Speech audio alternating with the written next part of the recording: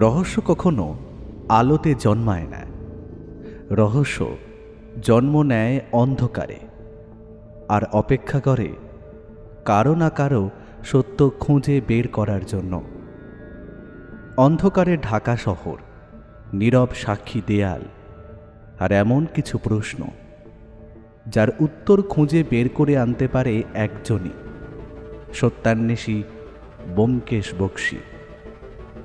আপনিও যদি ব্যোমকেশ বক্সীর সত্যান্বেষণ ভালোবাসেন, যদি রহস্যের গন্ধ আপনার শিরায় রোমাঞ্চ নিয়ে আসে, তাহলে আপনি একদম সঠিক জায়গাতেই এসেছেন। আমাদের চ্যানেল যদি আপনি প্রথমবারের জন্য শোনেন, তাহলে এক্ষুনি কিন্তু আমাদের চ্যানেলটিকে সাবস্ক্রাইব করুন এবং পাশে থাকা বেল আইকনে ক্লিক করে নোটিফিকেশন অন করে নিন, যাতে নতুন গল্প এলে সবার আগে আপনি জানতে পারেন। বুঝলে অজিত, কালকে রাতে এক অদ্ভুত স্বপ্ন দেখলাম। আমার এক পুরনো শত্রু আমাকে খুন করতে এসেছে, তাও আবার তোমার রূপ ধরে। আমি ওই স্বপ্ন দেখে সত্যি ভীষণই ভড়কেই গিয়েছিলাম, কারণ তার মধ্যে আর তোমার মধ্যে হুবহু মিল আছে, কোনোভাবেই চেনার উপায় ছিল না। আমার ঘুমন্ত দেহটার দিকে সে ঝুঁকে পড়েছে, আর তার হাতে রক্ত ঝরা ধারালো ছুরি। ওই ছুরি দিয়ে সে আমাকে নিধন করলো। সেই সময় তার মুখের মধ্যে যে ক্রূরতা প্রকাশ পেয়েছিল, সেটা এক নিমেষে আমাকে হত্যা করার পর পাল্টে গিয়ে নেমে এলো এক পরিতৃপ্তির হাসিতে। ব্যোমকেশের এই অদ্ভুত কথা শুনে আমি স্পষ্টতই একটু অসন্তুষ্ট হলাম। তাই তাকে ধমকে দিয়ে বললাম, দূর, তোমার যত আজে বাজে কথা। তুমি রেডিওটা একটু কম শোনো তো। তোমার ওই রাতে আবার ঘুমোতে যাওয়ার আগে খবর শোনার অভ্যেস আছে, আর এই সকাল থেকে কি অলক্ষণে কথাগুলো বলছো তুমি বলো তো? আমার তো এসব কিছুতেই মাথায় ঢুকছে না। ব্যোমকেশ হাসল, তারপর চায়ের পেয়ালার অবশিষ্ট অংশটা এক চুমুকে শেষ করে নিয়ে হো হো করে হেসে সেটা পাশের ছোট্ট টেবিলটার উপর রেখে একটা সিগারেট ধরালো। তারপর তৃপ্তিসূচক একটা শব্দ করে পায়ের উপর পা তুলে বলে উঠল, সে কথা নয় অজিত, রাতের দিকে একটা অনুষ্ঠান হয়। ওই অনুষ্ঠানে ক্রাইম সংক্রান্ত অনেক সংবাদই পড়ে শোনায় আর কি। বিদেশের অনেক খবরই দৈনিক কালকেতুতে ছাপে না, কিংবা তাদের পক্ষে সেই সংবাদ জোগাড় করাও সম্ভব হয় না। তাই রেডিও অফিস থেকে এই নতুন উদ্যোগ নিয়েছে। ওটাই শুনি আর অনেক সূত্রই খুঁজে পাই, সেই জন্যেই আরও বেশি করে শুনি আর কি। আর সত্যি বলতে দোষটা আমারই, কেননা কালকে রাতে যিনি খবর পড়ছিলেন তিনি ছদ্মবেশী খুনি সম্বন্ধে একটা ঘটনা বলেছিলেন, ফলে ওটাই অবচেতনে এসে আমার স্বপ্নে ধরা দিয়েছিল। কথাটা একদম ঠিক। ব্যোমকেশেরই একটা নতুন বাতিক জন্মেছে। সে খাওয়া দাওয়ার পর বৈঠকখানার ঘরে বসে ঘন্টার পর ঘন্টা রেডিও শুনে যায়। আবার কখনো কখনো সেটা এমনও হয় যে ব্যোমকেশ ঘুমিয়ে পড়ে আরামকে দাঁড়ায়, তখন বৌঠান নিজেই তাকে ঘরে নিয়ে গিয়ে শুইয়ে দেয়। সম্প্রতি ব্যোমকেশ একটা হিরে চুরির কেস সম্পূর্ণ করেছে, আর তার থেকে যা টাকা সে পেয়েছে তাতে একটা গোটা সপ্তাহ যে আর কোনো প্রকার কেসই সে নেবে না তা আগেই জানিয়ে দিয়েছে। আর ওই টাকা থেকেই সে ধর্মতলার তার একটা চেনা দোকান থেকে প্রায় 1000 টাকা খসিয়ে ওই রেডিওটাও কিনে এনেছে। আমি ব্যোমকেশের দিকে তাকিয়ে রইলাম। ব্যোমকেশ নির্বিকারভাবেই সংবাদপত্র উল্টে যাচ্ছে, কিন্তু বেশিক্ষণ এমন শান্ত পরিবেশ রইল না। পুটিরাম এসে চায়ের সরঞ্জাম গুটিয়ে নেওয়ার সাথে সাথেই বাইরে বেল বেজে উঠল।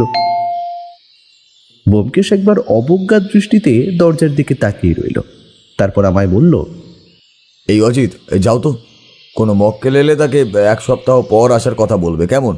এখন আমি কোনো কেসই হাতে নেব না।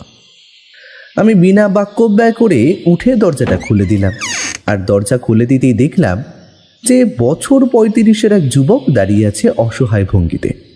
পরনের পাঞ্জাবি আর প্যান্টটা অত্যাধিক মলিন, মাথার চুল রুক্ষ, আর সেই সাথেই চোখে মুখে কয়েকদিনের ক্লান্তির ছাপ স্পষ্ট বুঝতে পারা যাচ্ছে। আমাকে দেখেই ওই লোকটা বলে উঠল, ব্যোমকেশবাবু আছেন? আগে তার সাথে আমার বিশেষ দরকার ছিল। না, উনি তো এখন বিশেষ ব্যস্ত, দেখা করতে পারবেন না। আপনি পারলে 1 সপ্তাহ পরে আসুন, কথা হবে। আমার থেকে এই প্রত্যুত্তর পেয়ে ভেবেছিলাম তিনি হয়তো দমে যাবেন আর হতাশ হয়ে চলেও যাবেন, কিন্তু আমার কথায় তার মনের মধ্যে কোনো প্রভাব ফেলল না। উল্টে সে আবার বলল, আমার খুবই জরুরি দরকার। আমি এসেছি সেই সুদূর বর্ধমান থেকে। সেখানকার পঞ্চায়েত প্রধান শ্রী জনার্দন মিত্র আমাকে আপনার এখানে পাঠিয়েছেন। আমার কথাটা একবার ভেবে দেখুন, আমি এখানে আজকেই এসেছি। ব্যোমকেশ কান পেতে কথাগুলো শুনছিল। এইবারে সে ভেতর থেকে বলল, অজিত, ওনাকে ভিতরে আসতে বলো। আমি ওই ভদ্রলোককে ভেতরে আসার কথা বলতেই তার ক্লান্ত মুখে চোখে হাসির একটা ঝিলিক ফুটে উঠল। সে ভিতরে ঢুকেই ব্যোমকেশের কাছে দাঁড়িয়ে একটা চিঠি বের করলো, আর ওই চিঠিটা ব্যোমকেশের হাতে দিয়ে বলল, এই নিন ব্যোমকেশ বাবু, এইটা আমাদের গ্রামের পঞ্চায়েত প্রধান লিখে পাঠিয়েছেন। আপনি একটু যদি আমাকে সাহায্য করেন তাহলে আমি যথাসম্ভব আপনাকে সহযোগিতা করব। আর আর ফিজ নিয়ে কিছু ভাববেন না, সে সবের ব্যবস্থা আমি করে রেখেছি। ব্যোমকেশ তাকে ইশারায় সামনে বসতে বলল। তারপর আগ্রহ নিয়ে সেই লেখা চিঠিটা পড়তে শুরু করলো। তারপর আমাকে ওই চিঠিটা দিল।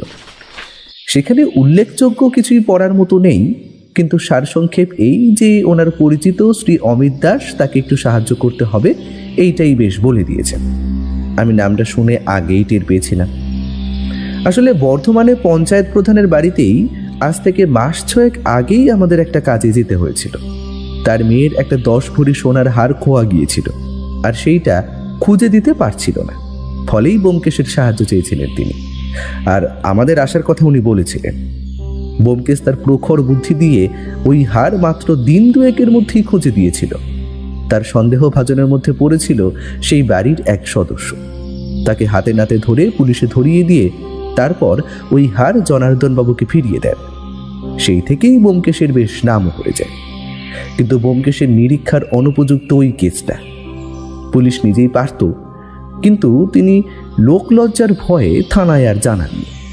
যাই হোক, অমিতবাবু জোরহাত করে বসে রইল। তারপরে বলল, ব্যোমকেশ বাবু, ওই দিন আপনি অনেক বুদ্ধিমত্তা দেখিয়ে এই কাজ করেছিলেন, কিন্তু আমার যে সমস্যার অন্ত নেই, তাই বাধ্য হয়ে আপনার কাছেই এসেছি। আমি একান্ত নিরুপায়।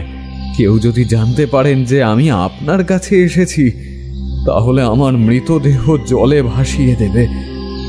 তাই খুব গোপনে কাউকে কিছু না জানিয়েই আমি এসেছি।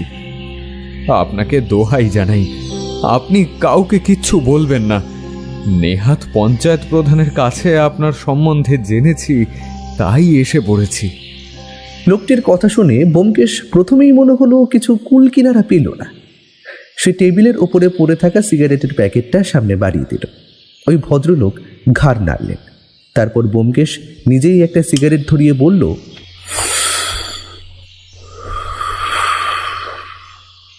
কেন, আপনাকে কে এমন কথা বলেছে?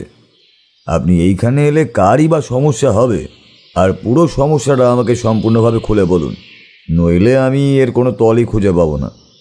লোকটা এইবার স্পষ্টতই উসখুস করছিল। ব্যোমকেশ তীক্ষ্ণ দৃষ্টি মেলে তার দিকে তাকিয়ে আছে উত্তরের প্রতীক্ষায়। ওই সময় লোকটি টেবিলে থাকা জলের গ্লাসটা ঠোঁটে ছুঁয়ে ঠক ঠক করে জল পান করল। তারপরে বলল, আগে আমার মনে হচ্ছে এই দুনিয়ায় আমার বেশি দিন আয়ু নেই। হয়তো আমাকে কেউ মেরে ফেলতে চায়।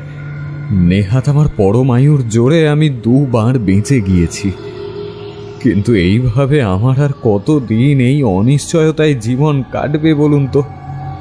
মরতে যে আমার নিজের খুবই ভয় করে। আমার পর আমার সংসারের কি হবে? কথাটা শুনে ব্যোমকেশ এবার গভীর দৃষ্টি নিয়ে টেবিলের ওপর পড়ে থাকা দৈনিক কালকেতুর দিকে তাকিয়ে রইল। তারপরে বলল, কেন, আপনি যে খুন হবেন তার কি কোনো স্পষ্ট প্রমাণ পেয়েছেন? আচ্ছা, আমাকে একটু বলুন তো, কারা আপনাকে আর কিভাবে আর কোন উদ্দেশ্যেই বা খুন করতে চায়? ব্যোমকেশ বাবু, আমার সেই উদ্দেশ্য হয়তো জানা নেই। সেটা সম্পূর্ণ আপনাকে নিজের বুদ্ধিমত্তা দিয়েই বের করতে হবে। আর আমার খুনের পেছনে কে আছে সেটাও আমার ঠিক জানা নেই। তবু ওই আন্দাজ করি মাঝে মধ্যে। তবে এইটা জানি যে কিভাবে আমাকে খুন করার চেষ্টা করা হচ্ছে, যে কারণে বর্ধমান থেকে শেষ ট্রেনে, যেটা কলকাতাগামী ট্রেন, ওটায় আমি চেপে চলে এসেছি। আর আমি সত্যি কথা বলছি, কালকে সারা রাত্রি আমি হাওড়া স্টেশনের ওয়েটিং রুমে কাটিয়েছি। সকাল থেকে শুধু চা খেয়ে পঞ্চায়েত প্রধানের লিখে দেওয়া এই ঠিকানা খুঁজতে খুঁজতে এইখানে এসে জুটেছি। এইবার আপনার অনুগ্রহের আশায় আমি পথ চেয়ে আছি ব্যোমকেশবাবু। কিন্তু আপনি এখনো আমাকে বললেন না যে কিভাবে আপনাকে খুন করার কৌশল হচ্ছে। ভদ্রলোক বেশ খানিকটা ভাবলেন, তারপর নিচের দিকে তাকিয়ে অতীতের কিছু মুহূর্ত মনে করার চেষ্টা করলেন। তারপর অন্যমনস্কভাবেই বলে উঠলেন, আমি বর্ধমান জেলার একটা ছোট্ট গ্রামে থাকি। গ্রামের নাম জয়তলা। সেখানেই আমার ছোট্ট ব্যবসা আছে। ব্যবসাটা যদিও আমার পৈতৃক আমলের, কিন্তু আমি আমার বাপের একমাত্র সন্তান। বাবা যেইভাবে নিজের দোকানটা সাজিয়ে গিয়েছেন তাতে আমার একার আর কিছুই করার দরকার নেই। বাবা বৃদ্ধ হওয়ার পর থেকেই আমি ওই দোকানে বসে কাজকর্ম করতাম। আর শুধু তাই নয়, মাল সংগ্রহের জন্য আমি যেতাম দূরে দূরেও। দোকানে কর্মচারীরা ছিল। বাবার আমল থেকেই কয়েকজন পুরনো কর্মী আছেন, কিন্তু আমি নিজেও বেশ কিছু কর্মী সদ্য দোকানে নিয়েছি। ইদানিং তাদের আচরণে আমি কিছু অসঙ্গতি দেখতে পারছি। আমাকে ওই কর্মীরা সহ্য করতে পারে না। একদিন তো আমার সাথে এক কর্মীর বেশ বচসা হয়ে গিয়েছিল। সে কর্মচারী কিন্তু সর্বদাই তার কাজে ফাঁকি দিত বলে ব্যবসায় বেশ লোকসান হচ্ছিল। হিসেবেও বেশ গরমিল খুঁজে পাচ্ছিলাম। তাকে দু চার কথা শুনিয়ে দিলাম। আমাদের ঝামেলা এতটাই তুঙ্গে উঠেছিল যে শেষমেশ দোকানের যিনি আমার বাবার আমল থেকে হিসেব রক্ষকের কাজ করছেন উনি এসে থামিয়ে দিলেন। অবশ্য মালিক আর কর্মচারীর পারস্পরিক বিবাদ নতুন কিছু নয়, তবু এই ঝামেলা বেশি দিনের নয়। এর কিছুদিন পরেই আমাকে ওই কর্মচারী নিজের বাড়িতে সত্যনারায়ণ পুজোর নিমন্ত্রণ দিল। বললে বিশ্বাস করবেন না ব্যোমকেশবাবু, ওই কর্মী তখন আমার প্রতি কোনো রূপ খারাপ ব্যবহার দেখায়নি। আচ্ছা, এই সত্যনারায়ণ পুজোর ঘটনাটা ঠিক কতদিন পর ঘটেছিল? ব্যোমকেশবাবু, মাস 6 কেটে গিয়েছিল। আমিও সব ভুলে গিয়েছিলাম, তাই ওই নিমন্ত্রণে গিয়েছিলাম আমি। আর ওখানেই আমাকে যখন ওই কর্মচারীটি খাবার পরিবেশন করলো নিজের হাতে, তখন বেশ খুশি হয়েছিলাম। ওখানে ভরপেট খেয়ে বাড়ি ফিরে আমার প্রচণ্ড পেটে যন্ত্রণা শুরু হয়, আর সেই সাথেই আমার শরীর খারাপ হতে শুরু করে। আমার হাত পা অবশ হয়ে গিয়েছিল। আর তারপর কিছুক্ষণ আমি জ্ঞান হারিয়েও পড়েছিলাম। সেই সাথেই বমি তো কমপক্ষে 4 কি 5 বার হয়েছে। এই কারণেই আমি সন্দিগ্ধ হয়েছিলাম। আমার ওই করুণ অবস্থা দেখার পর আমার মা গ্রামের স্বাস্থ্য কেন্দ্র থেকে ডেকে আনে ডাক্তারবাবুকে। ডাক্তার শহুরে ছিল। শহুরে মেশিন নিয়ে আমার সর্বাঙ্গ পরীক্ষা করে বললেন আমার পেটে মারাত্মক সংক্রামক বিষ পাওয়া গিয়েছে। সঠিক সময়ে ডাক্তারবাবুকে না ডেকে আনলে আমি হয়তো এই বিষক্রিয়ার দ্বারাই মৃত্যুবরণ করতাম। সেখান থেকেই আমার সন্দেহ জাগে যে ওই কর্মচারীটা আমার খাবারে হয়তো বিষ মিশিয়ে দিয়েছে।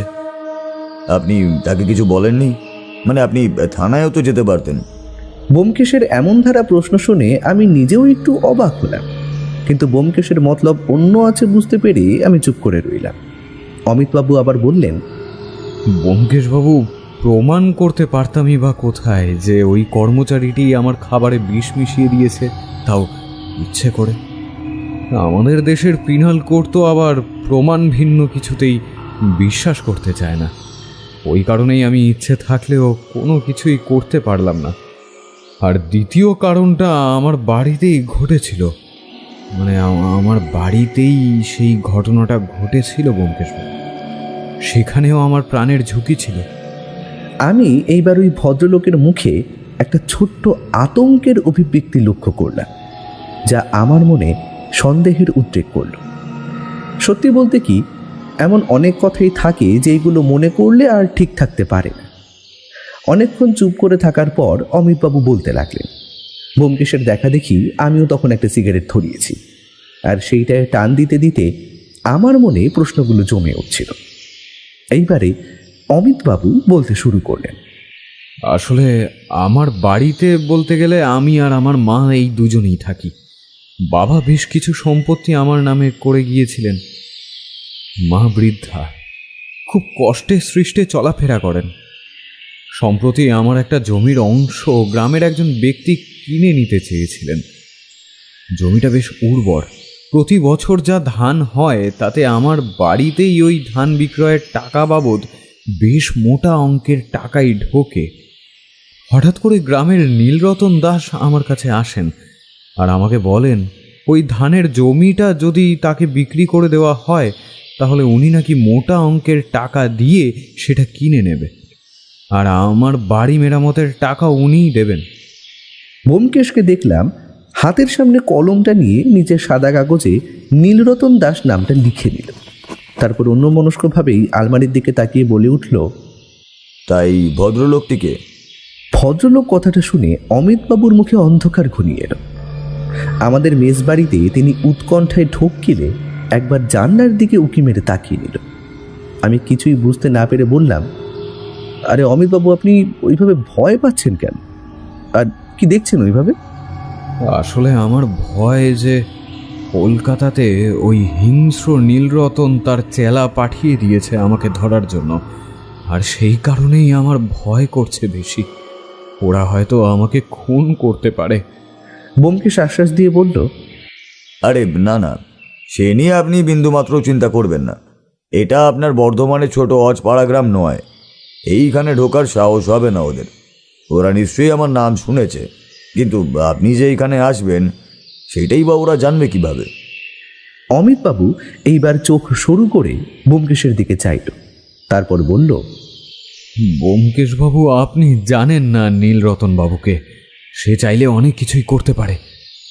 আমার সন্দেহ হয় যে সেই হয়তো আমার জমিটা নেওয়ার জন্যে এমন কুটিল খেলায় নেমেছে। হয়তো আপনি ঠিক নাও হতে পারেন। আপনি অযথাই ভয় পাচ্ছেন। আপনার খুনের পেছনে হয়তো অন্য কেউও তো থাকতে পারে, যে কিনা গুপ্তভাবে সব কিছু করছে। আর আপনি আপাত দৃষ্টিতে যাকে চোখের সামনে দেখতে পারছেন তাকেই আপনার হবু হত্যাকারী রূপে কল্পনা করছেন। আচ্ছা, কিন্তু ঠিক কী হয়েছিল? পরের বারের খুনের পদ্ধতির বিবরণটা তো আমাকে আর বললেন না।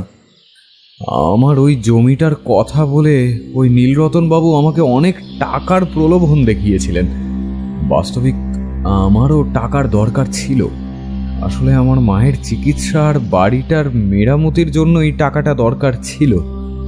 কিন্তু তাই বলে যে জমিটা সারা বছরের অন্ন আমাদের দেয় সেই জমি কি করে বেচি বলুন তো? সেই কারণেই আমি এক বাক্যে ওই টাকাটার প্রস্তাব খারিজ করে দিই। আমার কাছ থেকে সে ওই কথা শুনে বেশ ক্ষিপ্ত হয়ে ওঠেন। আমাকে টাকার দ্বিগুণ পরিমাণ দেবে বলেছিলেন, কিন্তু আমি না বলে দিয়েছি। আমাকে অনেকবার ওই নীলরতন শাসিয়ে দিয়েছিল যে আমাকে সে দেখে নেবে, আমার নামে সে মামলা করবে আর ডিক্রি জারি করবে, আর ডিক্রি জারি করে আমাকে ভিটে মাটি ছাড়া করবে। আমিও ওর ওই কথায় কোনো উত্তর দিইনি। কিন্তু ব্যোমকেশবাবু, হঠাৎই একদিন আমার বাড়িতে থানা থেকে পুলিশ এলো। তখন অনেক রাত্রি। আমি সদর বাজার থেকে ফিরে সবে খেতে বসেছি। আমাদের তো পাড়া গ্রামে 8টা বাজলেই অনেক রাত্রি হয়ে যায়, পথ ঘাট হয়ে যায় শুনশান। কিন্তু ওই সময় হঠাৎ দরজায় ঘন ঘন টোকার শব্দ পেলাম। মা বলল যে, দেখ তো খোকা, এত রাতে কে এলো? আমি দরজার ছিটকিনি খুলতেই চোখের সামনে সর্ষে ফুল দেখলাম এক রাশ পুলিশ দাঁড়িয়ে আছেন। দলের মধ্যে প্রথমেই একটা লাঠি হাতে উর্দি পরা পুলিশ দাঁড়িয়ে আমার দিকে এমনভাবে তাকিয়ে রইলেন যেন আমি কোনো গুরুতর অপরাধ করে বাড়িতে ফিরে এসেছি আর এসে ঘাপটি মেরে লুকিয়ে আছি। আমাকে ওই থানার দারোগা রুক্ষ কণ্ঠে বলল, আপনার নাম কি অমিত দাস? আমি সম্মতিসূচক ঘাড় নেড়ে বললাম, হ্যাঁ। কেন বলুন তো? আপনাকে একবার আমাদের সাথে থানায় যেতে হবে।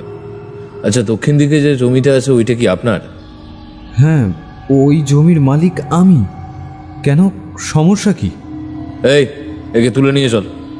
ব্যোমকেশবাবু, আমার কোনো কথা শুনলো না ওই পুলিশের দল, আর আমাকে কারণ দেখিয়ে বলল ওই জমিতে নাকি একটা লাশ পাওয়া গিয়েছে। আর ওনারা নাকি খবর পেয়েছেন যে ওই খুনটা আমি করেছি। তাই আমাকে হাজতে বসে থাকতে হবে আজকে সমস্ত রাত্রি। বিশ্বাস করুন ব্যোমকেশবাবু, এক ফোঁটা মিথ্যে কথা বলছি না। ওই কথা শুনে আমার মাথার ওপর বাজ পড়ল। আর শুধু তাই নয়, আমার পায়ের তলার মাটি যেন সরে গেল। আমি কি করব, কোনো কুল কিনারা খুঁজে পেলাম না। আমার মা চিৎকার চেঁচামেচি শুনে আমার পাশে এসে দাঁড়িয়েছিল। আমার নিজের মা ওই কথা শুনে আমার দিকে তাকিয়ে দেখলো আর শাড়ির আঁচল দিয়ে চোখের কোণে জমে থাকা জল মুছতে লাগলো। আমি অনেকবার ওই পুলিশদের বললাম, না না না, আমার কোনো দোষ নেই। আমি একজন ব্যবসাদার মানুষ, আর আমার বেশ কিছু জমি আছে। আমি ওই নিয়েই থাকি। আমি কোনো খুন করিনি। আমি কেনই বা খুন করতে যাব? আমার কথা একবার শুনুন শুনুন, আমার কোনো দোষ নেই। আমাকে অন্যায়ভাবে ধরা হচ্ছে। সে কথা থানায় গেলেই প্রমাণ হয়ে যাবে, আর পুলিশ প্রমাণ ছাড়া কোনো কাজ করে না। এই কথা বলে আমাকে ওই থানার দারোগা টেনে টুনে নিয়ে গেল। আমি শেষবারের মতো প্রার্থনা করলাম যাতে যাতে আমাকে ওই লাশটা একবার দেখতে দেওয়া হয়। আমার কথা অবশ্য রাখা হলো। আমাকে নিয়ে ওই থানার পুলিশ চলে গেল জমির একটা অংশে, সেই জায়গাটায় যেখানে খুন হওয়া মৃতদেহটা পড়ে আছে। আর শুধু তাই নয়, রাতের অন্ধকারে বেশ কিছু গ্রামবাসী হ্যাজাক বাতি নিয়ে দাঁড়িয়ে আছে। হ্যাজাকের উজ্জ্বল আলোটা গিয়ে পড়েছে ওই দেহটার ওপর। আমি এইবার ওই লাশটার সামনে গেলাম, আর গিয়ে যা দেখলাম তাতে আমার চক্ষু চড়ক গাছ হয়ে গেল ব্যোমকেশবাবু। আমি কৌতূহল চেপে রাখতে না পেরে সরাসরি প্রশ্ন করেই ফেললাম, কি দেখলেন আপনি? আমি দেখলাম যে আমার দোকানের কোনো এক কর্মীকেই কেউ যেন খুন করে রেখে গেছে। কর্মীটার নাম হচ্ছে প্রাণধন বসু। আমার দোকানে এসে অনেকদিন ধরেই কাজ করছে। তাকে এনেছিল আমার বাবা। রাতের আঁধারে তার মৃতদেহ দেখব সেটা আমার ধারণাও ছিল না। দেখলাম গলার নলি কেউ দু প্রান্ত অবধি কেটে দিয়েছে, আর জমির মাটি লাল রক্তে ভেসে গিয়েছে। সকলেই আমার দিকে সন্দিগ্ধভাবে তাকিয়ে আছে। আর তারপর আমাকে ওরা নিয়ে চলল থানায়। কিন্তু কিছু পুলিশ কর্মী আমার বাড়ির দিকে প্রবেশ করেছিল, কোনো সূত্র টুত্র পাওয়া যায় কিনা সেই আশায়। আচ্ছা ব্যোমকেশবাবু, আমি কেন খামোখা একটা কর্মীকে খুন করতে যাব বলুন তো? ব্যোমকেশ তার সিগারেটের ছাই ফেলে তারপর আবার টান দিল। সে যে এই কেসটার ব্যাপারে বেশ আগ্রহী সেটা তার মনের ভেতরে থাকা চাপা উত্তেজনা থেকেই বুঝতে পারছিলাম। কিন্তু মনের মধ্যেকার গুপ্ত ভাব সে কিছুতেই বাইরে আসতে দিচ্ছে না। ব্যোমকেশ আবার বলল, খুনের খবরটা কে দিল? সেইটার বিষয়ে কি কিছু জানতে পেরেছিলেন? আর থানার দারোগা কি আপনার কর্মীকে মৃত অবস্থাতেই দেখেছিল প্রথমে, নাকি মৃত্যুর আগে তার হত্যাকারীর নাম ওই কর্মীটি বলে গিয়েছিল? সেগুলো কিছুই আমার জানা নেই ব্যোমকেশবাবু। আমাকে তো থানার দারোগাবাবু আসামি সন্দেহে থানায় নিয়ে গিয়েছিলেন। আর শুধু তাই নয়, থানায় গিয়ে একটা আশ্চর্য কাণ্ডও ঘটে গিয়েছিল। আমাকে ওনারা নিয়ে গিয়েছিল, আর আমি যাওয়ার আগে আমাদের গ্রামের পঞ্চায়েত প্রধানকে কেঁদে কেটে এই বিষয়টা দেখার কথা বলে গিয়েছিলেন। তবে উনি অনেক চেষ্টা করবেন বলে আমাকে আশ্বাস দেওয়ার পর থানার মধ্যে যখন বসে আছি, তখন আধ ঘন্টা পর একটা পুলিশের জিপ এসে থামলো থানার বাইরে। দেখলাম যেই পুলিশগুলো আমার বাড়ি খানা তল্লাশ করবে বলে প্রবেশ করেছিল, তারাই এবার ফিরে এলো। আমি বেঞ্চির একপাশে বসেছিলাম জড়ো ভরতের মতো। শুধু তাই নয়, ওই পুলিশ কর্মীটিকে দেখলাম তার হাতে একটা চিকচিকি কিছু রাখা রয়েছে। থানার দারোগার কাছে এগিয়ে গিয়ে ওই পুলিশ কর্মী আমার দিকে একটা অবজ্ঞার দৃষ্টি দিয়ে বলল, স্যার, এই দেখুন, আসামি অমিত দাসের বাড়ি থেকে এইটা পেয়েছি। বেটা খুন করে আবার সেই অস্ত্রটা লুকিয়ে রেখেছিল। আমরা সারা বাড়ি তল্লাশি করেছি, আর ওর মাকেও জেরা করেছি। তবে তেমন কোনো প্রশ্নের উত্তর উনি দিতে পারলেন না। তবে হ্যাঁ, খানা তল্লাশি করে এই একটা অস্ত্র পেয়েছি। এইটাই আসামি অমিত দাস তার কর্মচারীর গলায় বসিয়ে দিয়েছিল। কেন?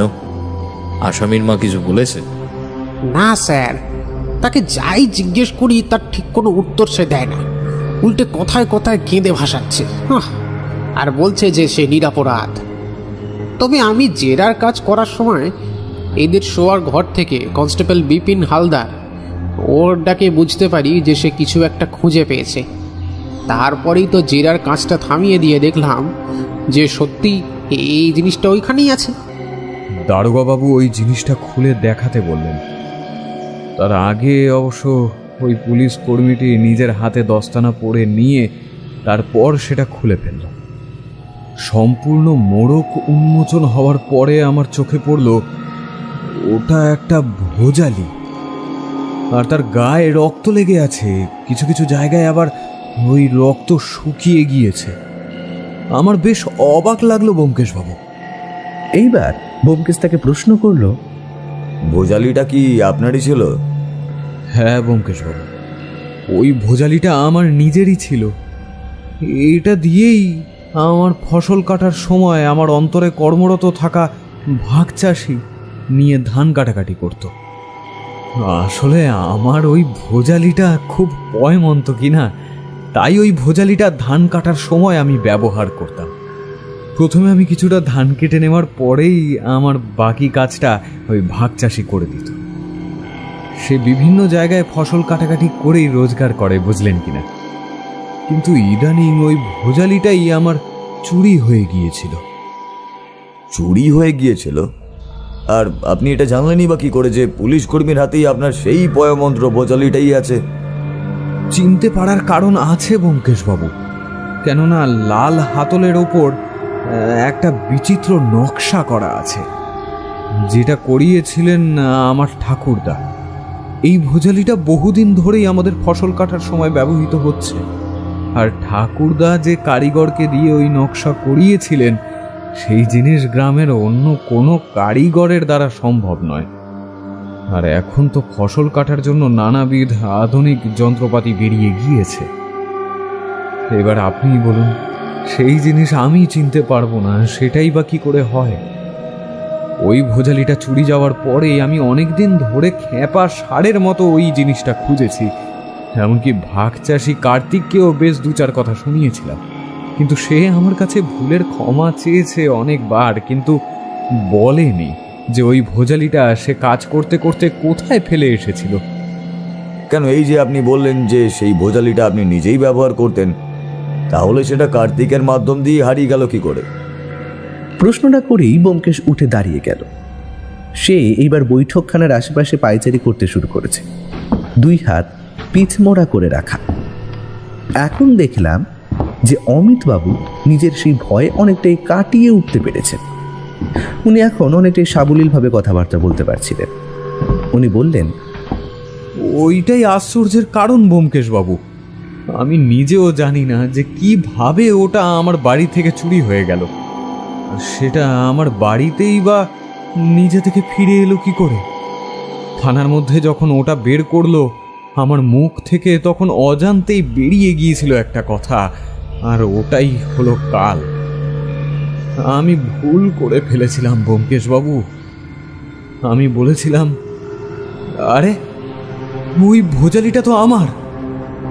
তারপর আমার মুখ থেকে ওই কথা শুনে ওই থানার ওসি আমার দিকে তাকিয়েছিলেন সন্দিগ্ধভাবে, আর দারোগা আমাকে বলেছিল যে, ও, তাহলে আপনি নিজের মুখেই স্বীকার করলেন যে আপনি এই ভেজালি দিয়ে নিজের কর্মীকে খুন করে ওই জমিতে ফেলে রেখেছিলেন, তাই তো? আর এইটা আপনার, সেই কথা তো আপনি নিজের মুখেই স্বীকার করে নিলেন। বাহ, এইবার এই খুনের দায়ে আপনাকে তো গ্রেপ্তার হতে হবে, তারপর আইনের পথে চলবে। আমার কোনো দোষ নেই দারোগা বাবু, মানছি ওই ভোজালিটা আমার, কিন্তু কিন্তু আমি যে খুন করেছি সেটার কি প্রমাণ আছে? দারোগা বাবু ওই সময় আমাকে হাজতে পুরে রাখতে পারলেন না, কেননা তদন্ত না হওয়া অবধি উনি কিছুই করতে পারেন। কে কোথা থেকে সংবাদটা দিল সেটাও জানা ছিল না তাদের। অনেক কষ্ট করে জানতে পারলাম যে আমার নামে এই নালিশটা কেউ একজন করেছে, আমার নিজের জমির ওপর আমার কর্মীর মৃতদেহ পড়েছিল, এটা আমি দেখেছি। জামায় লেগেছিল রক্তের দাগ। আর মৃত্যুর সম্বন্ধে আপনাকে তো বিশদে বললামই ব্যোমকেশবাবু। ওই দিন যদি আমার অনুরোধে সাড়া না দিয়ে পঞ্চায়েত প্রধান আমাকে না ছাড়াতেন, তাহলে হয়তো এতদিনে আমার মৃত্যুদণ্ডের সাজা ঘোষিত হতো। ব্যোমকেশ আবার সিগারেট ধরিয়ে বলল,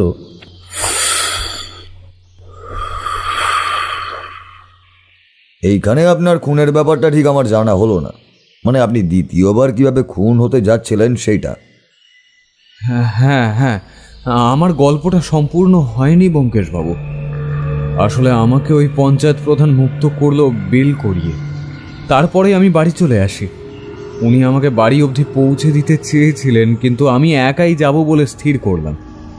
আর শুনশান গ্রাম্য মেঠো পথের ওপর দিয়ে চলার সময় আমার মনে হচ্ছিল যে ঝোপের আড়াল থেকে কেউ বা কারা যেন আমার গতিবিধির ওপর তীব্র নজর রেখেছে।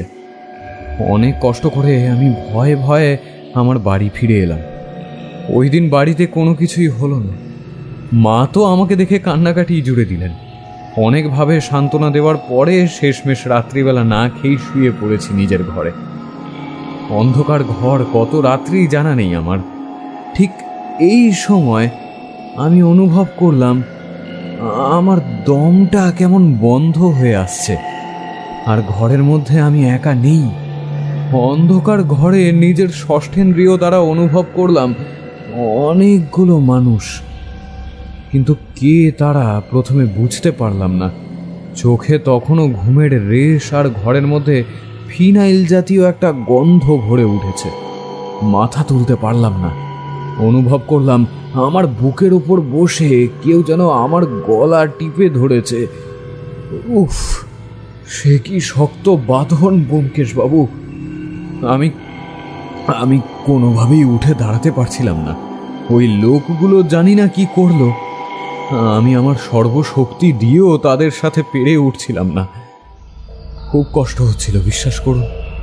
ওরা আমার চোখে একটা রুমাল বেঁধে তারপর আমাকে উঠিয়ে তাদের সাথে চলতে বাধ্য করলো।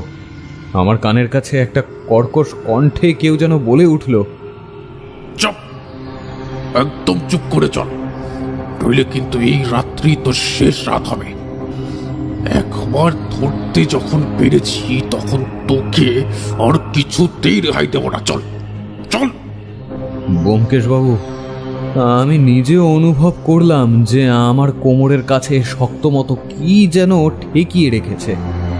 আর সেটা যে ছুরি, সেই সম্বন্ধে আমার কোনো সন্দেহ নেই। আমি চলতে শুরু করলাম। একজন আমার হাত ধরেছিল। তারপর জোর করে আমাকে ওরা একটা মোটর গাড়িতে তুলে দিল। তার মানে আপনি ওই দুষ্কৃতীদের কণ্ঠ শুনেছিলেন কি, তাই তো?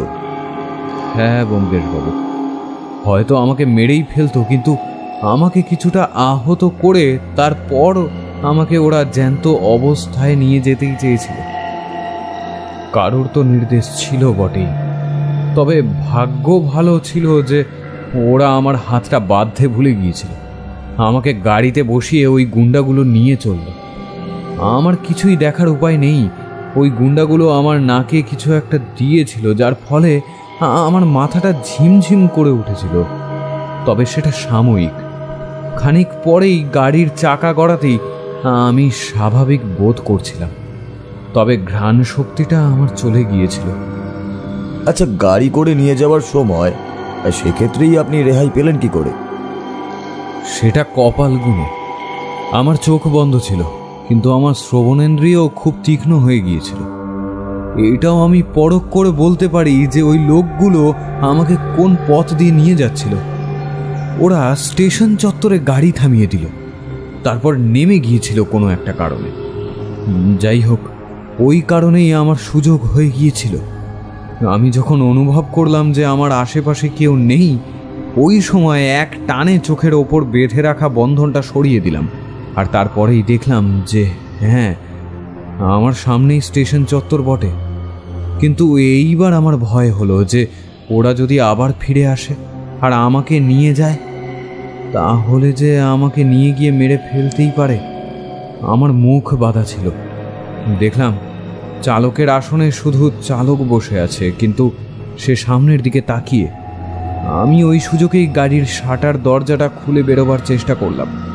গাড়ির শাটার দরজাটা খুলতে গিয়েই বাঁধল বিপত্তি। সেই ড্রাইভার সচকিত হয়ে গেল, আর আমি যে পালাবার চেষ্টা করছি সেটা ধরে ফেলল। ততক্ষণে আমি পথে নেমে গেছি, আর আমার চোখ পড়ল একটা ট্রেনের দিকে। সেটা দাঁড়িয়ে আছে স্টেশনেই, কিন্তু ট্রেনটা তার শেষ হুইসেল বাজিয়ে চলতে শুরু করেছে। আমি সেই দিকেই ছুটে গেলাম, আর ওই চালক তার সঙ্গীদের ডেকে চিৎকার করে উঠল, আরে তোরা ওখানে দাঁড়িয়ে কি করছিস? ওই দেখ শিকার পালিয়ে যাচ্ছে, ধর! আরে ধর না, যেতে পারলে পালিয়ে গেলে কিন্তু আমাদের লাশ বানিয়ে দেবে বস। ওরে ধর, দাঁড়া দাঁড়া, নইলে গুলি করবো কিন্তু। ব্যোমকেশবাবু, আমি তখন ওই ট্রেনটা ধরার জন্য মরিয়া হয়ে উঠেছি। যে করেই হোক আমাকে ওই ট্রেনটা ধরতেই হবে। কিন্তু পিছন ঘুরে দেখলাম গাড়ির চালক একটা পিস্তল বের করে সেটা আমার পা লক্ষ্য করে তাক করেছে। দুবার পর পর আমার দিকে গুলি চলল, কিন্তু আমার বরাত জোরে আমি ওই গুলিগুলোর থেকে নিজেকে বাঁচিয়ে নিয়ে একটা ছোট্ট লাফে ট্রেনটায় উঠে গেলাম। আর জানলা দিয়ে দেখলাম ওরাও সমান গতি নিয়ে ট্রেনটা ধরার জন্য এগিয়ে এলো। কিন্তু কপাল ভালো এই যে ট্রেনটা তখন খুব দ্রুত বেগে চলতে শুরু করেছে। আমি সারা রাত্রি এক প্রকার জেগেই এসেছি ব্যোমকেশবাবু। এই হচ্ছে আমার বৃত্তান্ত। এইবার আপনি কিছু করুন। অমিত দাস এতক্ষণ কথা বলে তারপর একটা দীর্ঘশ্বাস ফেলে টেবিলের ওপর থাকা অবশিষ্ট জলটা এক ঢুকে শেষ করলো। ব্যোমকেশ সিগারেট টেনে বলল, তার মানে আমাকে ধরে নিতে হবে যে আপনার কোনো গুপ্ত শত্রু আছে, আর সে আপনাকে এই দুনিয়া থেকে উৎখাত করতে চাইছে। কিন্তু কে সেটা আমাকে খুঁজে বার করতে হবে, তাই তো? হ্যাঁ ব্যোমকেশবাবু, সেটাই তো আমার মাথায় ঢুকছে না। আচ্ছা, আপনি এই গুন্ডাদের কারোর মুখ দেখতে পেয়েছিলেন কি? না, তা দেখার উপায় ছিল না যে। ওই গুন্ডারা প্রথম দিকে আমার চোখের ওপর কাপড় বেঁধে দিয়েছিল, আর তার থেকেও বড় কথা হলো আমি যখন ওই কাপড়টা সুযোগ বুঝে সরালাম তখন দেখলাম যে ওই গুন্ডারা একটা কালো রঙের মুখোশ পরে আছে। ফলেই আমার চোখে পড়ল না। অবশ্য আমাদের গ্রামে এই গুন্ডারা কার হয়ে কাজ করে সেটা আমার জানা আছে। তাই নাকি? ব্যোমকেশ এইবার কৌতূহলী হয়ে অমিতবাবুর মুখোমুখি বসে পড়ল। তারপর হাতের উপর হাত রেখে ব্যোমকেশ তাকিয়ে রইল উত্তরের প্রতীক্ষায়। অমিতবাবু কাঁপা কাঁপা কণ্ঠে বললেন, ওই দলের নাম কালো মুখোশ। অনেকে ওই দলের খপ্পরে পড়ে নিজেদের প্রাণ দিয়েছেন, তবে আমার মনে হয় ওই দলের লোকই আমাকে মেরে ফেলতে চাইছে। ব্যোমকেশ আবার অন্য মনস্কতার সাথেই দুইবার বলে উঠল, কালো মুখোশ, কালো মুখোশ। আচ্ছা ঠিক আছে, এইখানে আপনার নাম আর ঠিকানাটা লিখে দিয়ে যান, আমি এই তদন্তের ভার নিচ্ছি। আর হ্যাঁ, হয়তো এই কাজের জন্য আমাকে বর্ধমানেও যেতে হতে পারে। ইঙ্গিতটা বুঝতে পেরে অমিতবাবু 100 টাকা রাখল ব্যোমকেশের সামনে। তারপর বিনীত কণ্ঠে 2 হাত জোর করে বলল, এই টাকাটা রাখুন ব্যোমকেশবাবু, আমাকে আপনি অন্তত প্রাণে বাঁচান, আর আর আমার মিথ্যে খুনের অপবাদটা সরিয়ে দিন।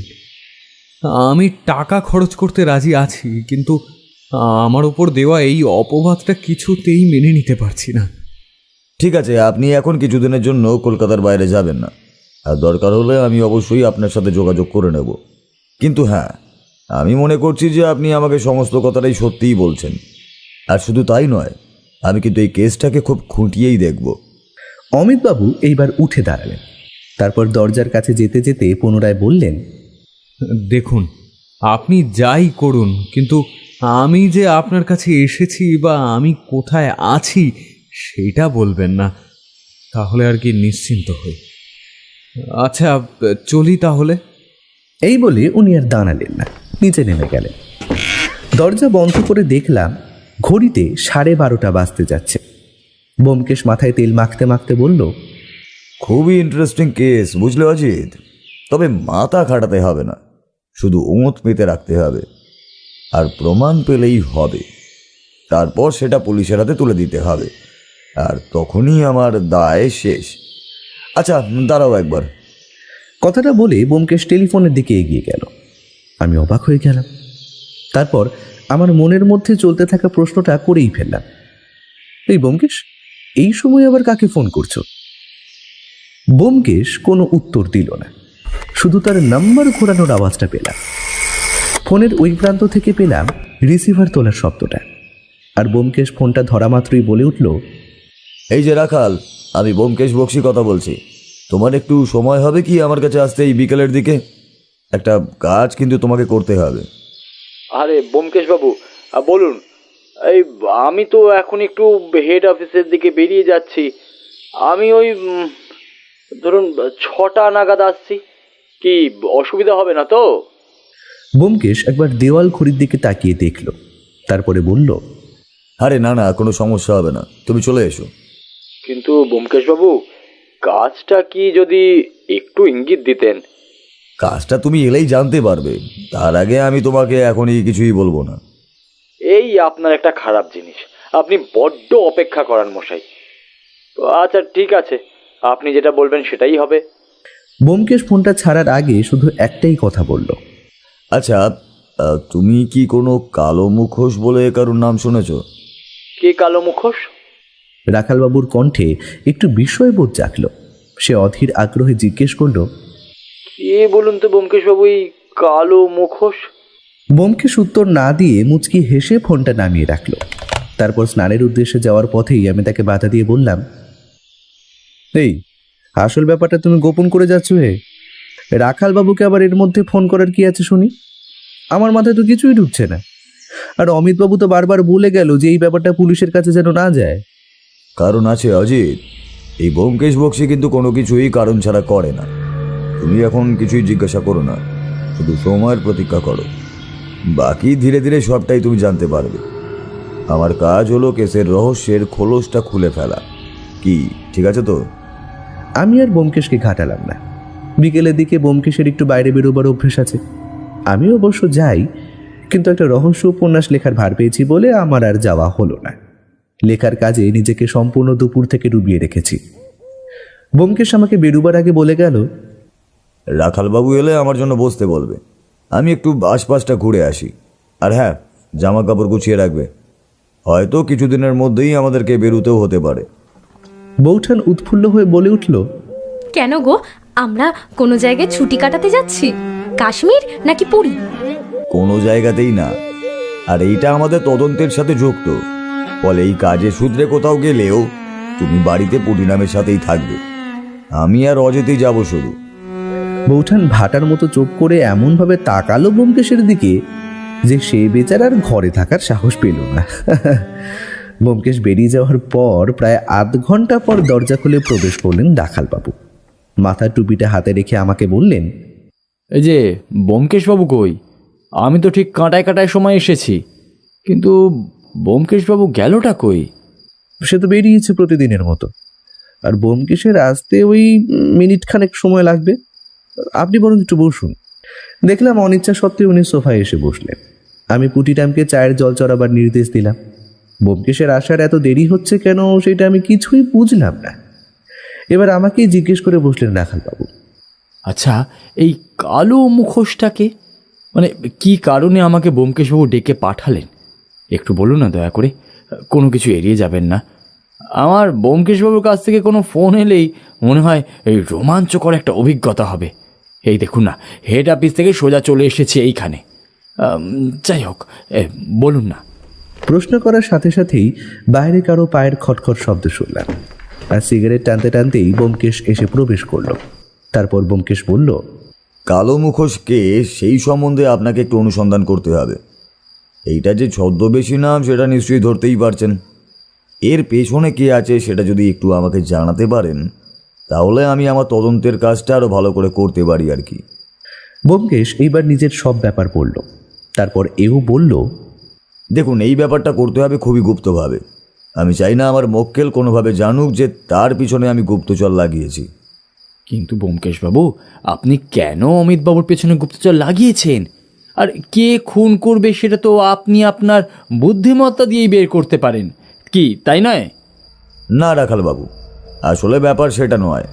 ওই অমিতবাবু কতটা সত্যি কথা বলছেন সেটাও আমাকে খতিয়ে দেখতেই হবে। আমি নাম ঠিকানা সব কিছুই দিয়ে দিয়েছি। সে সত্যি ওখানে থাকে কি না, আর তার পিছনে কোনো সন্দেহভাজন ব্যক্তি আছে কি না, সেটাও তো আগে দেখা দরকার নাকি? কারণ আমি আগেই বলেছি যে এই যে গুন্ডা লেলিয়েছে তার পিছনে, সে যে তার সর্বনাশ করে তার মৃত্যু চায়, তেমনই তার অন্য স্বার্থও নিশ্চয়ই আছে। হ্যাঁ, সেটা তো বুঝলাম, তবে এই কালো মুখোশের নামটা আমার ঠিক শোনা নয় বলেই মনে হচ্ছে, বুঝলেন। তবু একবার অফিসে গিয়ে দেখে নিতে হবে। অনেক কয়েদি বাইরে বেরোবার পর তাদের পুরানো অভ্যাস ছাড়তে পারে না। এমনও দেখা গিয়েছে যে ওই কয়েদি জেল খাটার পর একটা দল তৈরি করেছে আর নিজেদের ছদ্মনামে অপরাধ জগতে প্রতিষ্ঠিত পর্যন্ত করেছে। হ্যাঁ, ওই কারণেই আমার আগে থেকে সব কিছু জানা দরকার। কাজ শুরু করার আগে যদি ভালোভাবে খোঁজ খবর করেই নিই, তাহলে আমার কাজেরই সুবিধা হবে। এমন তো হতেই পারে যে আমার মক্কেল আসলে নিজেই দোষী, দোষ ডাকার কারণে বানিয়ে বানিয়ে এই সব গল্প ফেঁদে বসেছেন। আমি অবাক হয়ে ব্যোমকেশের পানে ঠায় তাকিয়ে রইলাম। আমার ওই বিস্ময়মূলক দৃষ্টি দেখে ব্যোমকেশ একগাল হেসে আমার না করা প্রশ্নের উত্তর দিয়ে বলল, অবাক হওয়ার কিছুই নেই অজিত। আমি নিজে বহুদিন এই অপরাধ জগতে আছি, তাই প্রতিটা সম্ভাবনার কথাই আমি জানি। আর শুধু তাই নয়, কালকে রেডিওতে এই একই ধরনের একটা অপরাধের কথা আমার কানে গিয়েছিল, ফলেই আমি সংশয়মুক্ত হয়েই এই কাজটা করতে চাই। নিজে অপরাধ করে অনেকেই নিজেকে দোষমুক্ত থাকার কারণে পুলিশ কিংবা গোয়েন্দা শরণাপন্ন হয়, বুঝলে কি না? ঠিক আছে রাখালবাবু, আপনি আমার কথা মতন একটু খোঁজখবর শুরু করে দিন। আর যদি আমি নাও থাকি তাহলে একটা চিঠি দিয়ে দেবেন, কেমন? কিন্তু ব্যোমকেশবাবু, আপনি কই যাবেন? আমাকে তো কিছু জানালেন না। আমাকে একবার স্পট ভিজিট করতে হবে, তবে আমি যে সত্যান্বেষী ব্যোমকেশ বক্সী সেই পরিচয় দেব না। দরকার হলে ছদ্মবেশ গ্রহণ করব। এই কালো মুখোশের রহস্যের উদ্ঘাটন করতেই হবে আমায়। ব্যোমকেশ আর রাখালবাবুর মধ্যে আরও ঘণ্টাখানেক মতো কথা হলো। ঘড়িতে যখন 8টার ঘণ্টা বাজলো, সেই সময় রাখালবাবু উঠে দাঁড়ালেন। তারপরে বললেন, ঠিক আছে ব্যোমকেশবাবু, আপনি সঠিক সময়ে খোঁজ খবর সব পেয়ে যাবেন। রাখালবাবু চলে গেলে ব্যোমকেশ আমার দিকে তাকিয়ে বলল, অজিত, তুমি তোমার ব্যাগপত্র সব গুছিয়ে নাও, আমাদের কালকেই বেরোতে হবে। আমাদের এইবারের গন্তব্যস্থল হলো বর্ধমান জেলা, যেইখানে খুনটা হয়েছিল। কিন্তু ওইখানে থাকবো কোথায়? হোটেলে উঠবে নাকি? হ্যাঁ, সে তো প্রতিটা জায়গায় গেলেই উঠতে হয়, কিন্তু এইবার আমার পরিকল্পনা একটু অন্যরকম। তাই আমার জায়গা নির্বাচন করে নেওয়া হয়ে গিয়েছে অনেক আগেই। আমি আর কোনো কথা বললাম না, কেননা আমাকে ব্যোমকেশ নিজে থেকে যে আর কিছুই বলবে না সেটা আমি আগে থেকেই জানি। দেখি সে যা বলে যাচ্ছে সেগুলোই করে যাই। কদিন থাকতে হবে সেই সম্বন্ধে আমার কিছু জানা নেই। আর ভেবেছি বর্ধমান একটা সুন্দর জায়গা, সেখানে দুপুরের দিকে উপন্যাস লেখার কাজগুলো বরং করে নেব। আর এই দিকে রহস্য রোমাঞ্চকর অভিজ্ঞতা হবে সে তো বুঝতেই পারছি, কিন্তু পাছে আবার কেউ আমাদের পরিকল্পনা জেনে ফেলে সেই নিয়েও বেশ চিন্তায় আছি। ব্যোমকেশ তার ঠোঁটের ওপর আঙুল রেখে আমাকে একেবারে স্পিডটি নট থাকার নির্দেশ দিয়েছে। আমার ব্যাগ গুছিয়ে নেওয়া হয়েই গিয়েছিল, কিন্তু ব্যোমকেশের ঘরে গিয়ে দেখলাম সে নিজের শোয়ার ঘরে বসে আছে, আর ব্যোমকেশ একটা চেয়ারে বসে পরম তৃপ্তিতে তার সিগারেট সেবন করছে। ব্যাগ গুছিয়ে নেওয়ার পর ব্যোমকেশ এইবার তার পড়ার ঘরে উঠে এলো, আর কোনো একটা বইয়ের থেকে একটা ছোট্ট চাবি বের করে একটা ড্রয়ার থেকে বের করলো একটা পিস্তল, আর সেটা পরিষ্কার করে চালান করলো নিজের ব্যাগের ভেতর। এই জিনিসটার প্রতি আমি বেশ জানি। কোনো অভিযানে যাওয়ার আগে ব্যোমকেশ এইটা নিজের সাথে নেবেই। যদিও তার বুদ্ধিমত্তার গায়ের জোর অসীম, সেগুলো দিয়েই সে যে কাউকে পরাস্ত করতে সক্ষম, কিন্তু তবু বিশেষ মুহূর্ত উপস্থিত না হলে ব্যোমকেশ পিস্তল ব্যবহার করে না। ঠিক ওই সময়ই একটা কাণ্ড ঘটল, যেটা আমাদের কাছে ছিল একেবারেই অপ্রত্যাশিত। হঠাৎ করে তীব্র একটা কাঁচ ভাঙার শব্দ পেলাম, আর বৈঠকখানার ঘর থেকে ভেসে এলো আর্তনাদমূলক শব্দ। ব্যোমকেশ আর আমি দুজনেই বৈঠকখানার ঘরে এসে দেখি যে আমাদের বসার ঘরের একটা সারসির কাজ ভেঙে গিয়েছে, আর নিচে ইতস্তত ছড়িয়ে রয়েছে কাঁচের টুকরো। কিন্তু সামনে পুটিরাম জড়ভরদের মতো দাঁড়িয়ে আছে, তার হাতে ধরা চায়ের ট্রে, যেটার উপর আধ খাওয়া পেয়ালাগুলো রাখা। ব্যোমকেশ জিজ্ঞেস করলো, কি হয়েছে পুটিরাম? তুমি ওইভাবে চিৎকার করে উঠলে কেন? কিন্তু পুটিরাম স্থির নিশ্চলভাবে তাকিয়ে আছে জানলার দিকে। ব্যোমকেশের ক্রমেই ধৈর্যচ্যুতি হচ্ছিল। সেইবার ধমকের সুরে একই কথা জিজ্ঞেস করল। পুটিরাম অনেক কষ্টে নিজেকে সম্পূর্ণ ধাতস্থ করে বলল, বাবু, দেখলাম একটা কালো ছায়া ওই ওই জানলার পাশেই। আমি টেবিলটা পরিষ্কার করার জন্য বৈঠকখানার ঘরে এসেছিলাম, কিন্তু সেইখানে এসে যেই ট্রেটা তুলতে গেছি ওই সময় ঘটলো কাণ্ডটা। তীব্র একটা কাঁচ ভাঙার শব্দ হলো, আর সেই সাথেই আমার দিকে একটা পাথর ছুটে এলো। আমি ভাগ্যিস মাথা নিচু করেছিলাম, নইলে আমার লেগে যেত। আমি সামনে তাকিয়ে দেখি যে একটা কালো মুখোশ পরা কে যেন সরে গেল অন্ধকারের মধ্যে, আর তাকে দেখা গেল না। ব্যোমকেশ আর কথা না বাড়িয়ে পুটিরাম থেকে অদূরে পড়ে থাকা একটা কি দেখে যেন এগিয়ে গেল সেই দিকে। তারপর নিচু হয়ে তুলে নিল পাথরের টুকরোটা। অবশ্য সেইটার সাথে লেপ্টে রয়েছে একটা হলদে রঙের চিরকুট জাতীয় কাগজ। সেটা মেলে ধরতেই ব্যোমকেশ দেখল যে তাতে ক্ষুদ্র হরফে বাংলায় লেখা, ওয়েলকাম টু বর্ধমান, তোর মৃত্যু অপেক্ষা করছে। ব্যোমকেশ ওই চিরকুটটা পড়ার সাথে সাথেই আমার মধ্যে চাঞ্চল্যের সৃষ্টি হলো। বিস্ফারিত দৃষ্টি মেলে আমি ব্যোমকেশের দিকে তাকালাম। আমার মুখের এই অভিব্যক্তি দেখে ব্যোমকেশ গম্ভীর মুখে বলল, কেউ হয়তো আমাদের গুপ্ত অভিসন্ধি জেনে গিয়েছে, আর তাই এটা দিয়েছে জানিয়ে দিতে যে আমরা তাদের নজরের বাইরে নই। কিন্তু এরপর কি হবে ব্যোমকেশ? আমরা চলে যাওয়ার পর তো বৌঠান আর পুটিরাম দুজনেই এখানে একা থাকবে। তাহলে? না অজিত, আমাদের বাড়ির ওপরে কোনো আক্রমণ ধেয়ে আসবে না, কেননা আমার মনে হচ্ছে যে শত্রুতা আমাদের সাথে নয়, কেউ হয়তো কুটিল খেলায় লিপ্ত হয়েছে। আমাদেরকে এই কেস থেকে সরিয়ে দিয়ে তারপর হত্যা করে তার অভিসন্ধি। রাখালবাবু যদি সংবাদটা না দেন তাহলে আমার কোনো কিছুই করার নেই। ঠিক ওই সময় ফোনটা উঠল বেজে। ব্যোমকেশ দৌড়ে টেলিফোনের কাছে গিয়ে ফোনটা তুলতেই ওই পাশ থেকে কেউ বলে উঠল, হ্যালো ব্যোমকেশ বাবু, রাখাল বলছি। আমি সংবাদ নিয়েছি, আপনার ওই ঠিকানায় সত্যিই একজন থাকে। আর শুধু তাই নয়, তার ওই হোটেলের দিকে জনাচারেক সন্দেহভাজন ব্যক্তিকে ঘুরতে দেখেছি। আমরা অবশ্য গুপ্তচর পাঠিয়ে দিয়েছি, ওরা প্রতিক্ষণে কারোর সাথে যোগাযোগ করে তারপর কাজ করে। কার সাথে যোগাযোগ করে সেটা কি জানা সম্ভব হয়েছে? সেইটা জানা এখনো সম্ভব হয়নি, কিন্তু আমাদের এক গুপ্তচর জানিয়েছে যে তারা কালো মুখোশের লোক আর সম্বোধন করে স্যার বলে। ঠিক আছে, আপনি খোঁজ খবর রাখুন, আর শুধু তাই নয়, ওই লোকটির যাতে কোনো ক্ষতি না হয় সেটাও দেখবেন। আর হ্যাঁ, আমাদের এখানে একটু পুলিশি পাহারার ব্যবস্থা করতে হবে।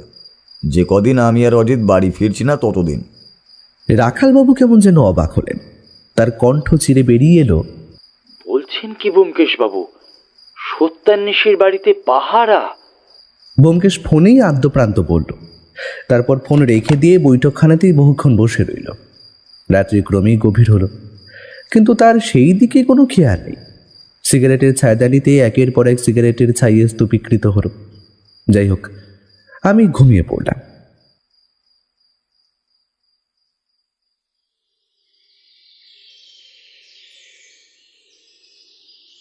পরদিন অনেক সকালে ঘুম থেকে উঠে শুনলাম যে ব্যোমকেশ নেই, সে অনেক সকালেই নাকি বেরিয়ে পড়েছে।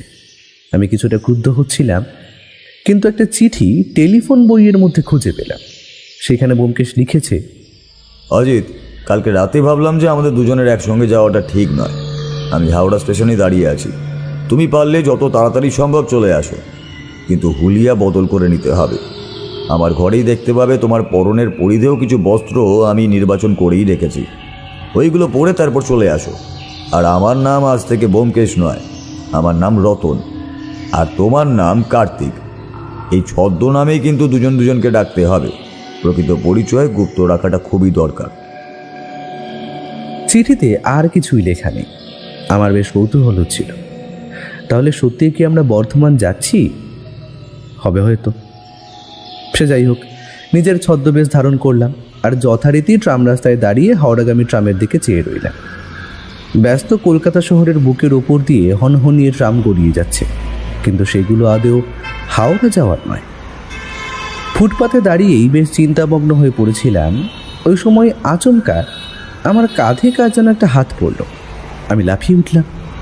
আমার ফিরে তাকাবার আগেই পেছন থেকে সম্পূর্ণ পরিচিত কণ্ঠে কেউ বলে উঠল, ও হেকাতি একা কই চললে, একবার পিছন ফিরে তাকাও হে। আমার পেছন ফিরে তাকাতেই চমক লাগলো। আরে, এই ব্যক্তিকে কোথাও দেখেছি বলে তো মনে পড়ছে না। আমি এইবার দেখলাম, হ্যাঁ এই তো, ব্যোমকেশের মুখের সাথে তার আশ্চর্য মুখের মিল আছে বটে। সেই হাসি, সেই বুদ্ধিদীপ্ততা দেখা যাচ্ছে। এইবার আমার আর কোনো সন্দেহ রইল না যে এই হচ্ছে ব্যোমকেশ। সে পরে আছে একটা বেশ দাবি পাঞ্জাবি, আর পরনে ধুতিটা চমক লাগিয়ে দিচ্ছে। শুধু তাই নয়, চুলের মধ্যে নতুনত্ব আছে। হাতের সবকটা আঙুল প্রায় আংটি দিয়ে ভরা, চোখের চশমাটা অন্য ধাঁচে, মুখে দাড়ি। ব্যোমকেশ আমার দিকে তাকিয়ে সম্পূর্ণ মারোয়ারি শেঠের মতো বলল, কাহা চললে বাবু, এইদিকে আমার কাজও আছে। আর চলে আসেন, চলে আসেন। কি আমাকে চিনতে পারছেন তো? হাত পাতুন দিকি, ইয়ে হলো দিশি পান, খাবেন নাকি বাবু? আমি ব্যোমকেশের মুখের দিকে তাকিয়ে হতভম্ব হয়ে গেলাম। সে আমাকে চোখের ইশারায় তার পেছনে অনুসরণ করতে বলল। তারপর পথের ওপর অনেকটা চলার সময় আমাদের মধ্যে কোনো কথা হলো না। একটা গলি অদূরেই চলে গিয়েছে। সেখানে এসে ব্যোমকেশ নিজের আসল পরিচয় দিয়ে বলল, ইয়ে অজিত, ছদ্মবেশী অভিনয় কেমন করলাম? হ্যাঁ, আর কথা বলার ধরনটাই বা কেমন ছিল বলো দেখিনি। আমি আমার কবজিতে ঘড়ির দিকে চাইলাম, তারপর বললাম, কিন্তু আমাদের যে যাওয়ার সময় হয়ে গিয়েছে। তুমি কি যাবে না ট্রেন ধরতে? ট্রেন মিস করলে যে টিকিটের টাকাটা নষ্ট হবে খামোখা। আরে না না, এই দেখো আমি বর্ধমানের টিকিট কাটিনি, কেটেছি প্ল্যাটফর্ম টিকিট। তুমি আসো আমার সাথে, তারপর তোমাকে আমি সব কিছুই বলছি। তারপর ব্যোমকেশ আমাকে নিজে একটা হোটেলের দিকে নিয়ে গেল। কলকাতার বুকে এমন অনেক হোটেল আছে, ফলেই ওই হোটেলটার মধ্যে তেমন কিছু বিশেষত্ব দেখতে পেলাম না। ব্যোমকেশ আমাকে বলল, এই যে হোটেলটা দেখছো, এইখানেই আছে আমাদের মক্কেল শ্রী অমিত দাস। সে আজকেই খুন হবে বলে আমি সংবাদ পেয়েছি। আসল খেলা শুরু হবে আর কয়েক ঘন্টা পরেই।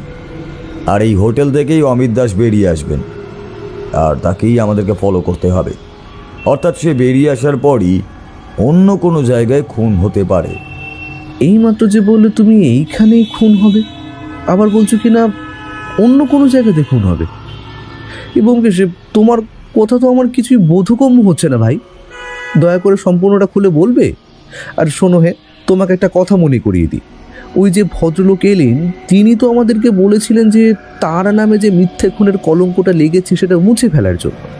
আসলে উনি তো দায়ী নন, আমরা তো সেই কারণেই যাচ্ছিলাম ওইখানে, তাই নয় কি? কিন্তু তুমি যে এইখানে এলে। ব্যোমকেশ ঠোঁটের ওপর আঙুল রেখে আমাকে চুপ থাকার ইঙ্গিত দিল, আর ওই হোটেলের দিকে নজর দিল। আমরা বেশ স্বাচ্ছন্দ্যেই দাঁড়িয়েছিলাম। যে বেশভূষা আমরা পরেছি তাতে খুব ভালো করে না দেখলে আমাদের চেনার কোনো উপায় নেই। ব্যোমকেশ প্রতি মুহূর্তে জানলার দিকে তাকিয়ে দেখছিল। জানালাটা 3 তলায়। আমি দেখলাম যে সত্যিই তাই, ওই জানলার ধারে আমাদের সেই মক্কেল, আর অপর দিকে যে ঝোপটা আছে সেইখানে উঁকি মেরে আছে একজন সন্দেহজনক ব্যক্তি। হ্যাঁ, তার পরনে দিনের বেলাতেও একটা কালো রঙের মুখোশ। আমি ভেবে পেলাম না যে কলকাতায় দিনের বেলায় ওই ব্যক্তি কিভাবে ছদ্মবেশ ধারণ করে আছে। আর শুধু তাই নয়, ওইভাবে তাকিয়ে তাকিয়ে দেখছে। ব্যোমকেশ আমার হাত ধরে ওই ঝোপের কাছে এগিয়ে নিয়ে চলল। আমি তার হাত ধরে চেপে মৃদু কণ্ঠে বললাম, আরে ভাই, করছোটা কি? ওরা আমাদের চিনতে পারবে না, আমাদের ওদের ডেরাটা চিনে রাখা দরকার। ডেরা চিনে ফেলতে পারলে আমরা অতি সহজেই ওই গুন্ডাগুলোকেও ধরতে পারবো।